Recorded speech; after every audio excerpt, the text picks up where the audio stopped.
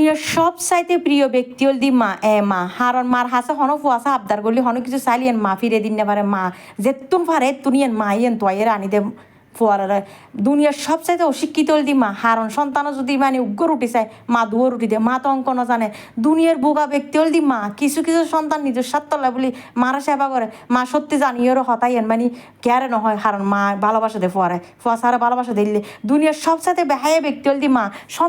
সন্তান হলে মা বাপ মারে যত অপমান করিব করুক যত কিছু হইব হোক মা রাতিয়ে বা ফুয়ারাও সারা বাদ থাই তুলুন দুনিয়ার সবচাইতে স্বার্থপর মানুষ হল দি মা মা নিজের সন্তানের ভালোবাসার মানুষেরও মানি নিয়ে নিজ দায়িত্বে মানে সন্তানের মিকে চাইরে জীবনে এন ফার করে দেয় ইয়েনে ফারে দেয় একমাত্র মা আর দুনিয়ার সবচেয়ে ডেঞ্জারাস ব্যক্তি হল দি মা যারা বাচ্চা আলার মুরগির তারা হাই তারা হত্যার ভিতরে মানে বাচ্চা আলার মুরগির দৌড় হতো দুনিয়ার সবচেয়ে অবুজ ব্যক্তি হল দি মা মারা গেলি দুনিয়ার সব ব্যাগ কোনো বুঝ দিতেইলো মানে অনন্তকাল ফারাই যাইলো মারা বুঝ দিতে না কারণ দুনিয়ার সবচাইতে ঐধৈর্য ব্যক্তি হল দি মা ইয়ান এটা লাই হয়তো মানে সন্তানের হারণে যদি কে যদি বেতর আঘাত দেয় ইয়ান লাই বলি দূরতে মা স্কুল যাই হারণ মারতে ধৈর্য নাই দিব আর পরে মাঝি দেয় মানে আর পরে মাঝি দেয় তাহলে মারতে পারা হইলে টানছ হয় পারা মা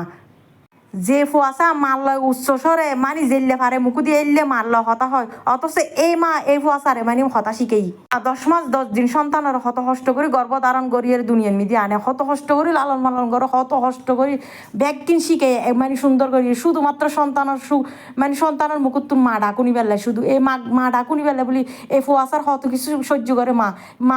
মা মানে এললে জিনিস কিন্তু মা যদি জানিত পাইতো মানে মা ডাকার পাশাপাশি দে এত কিছু ফসার তো অনুম পড়বো মানে এত কিছু সহ্য গরম পড়বো মানে জীবন মিদি তলি এত কষ্ট দুঃখ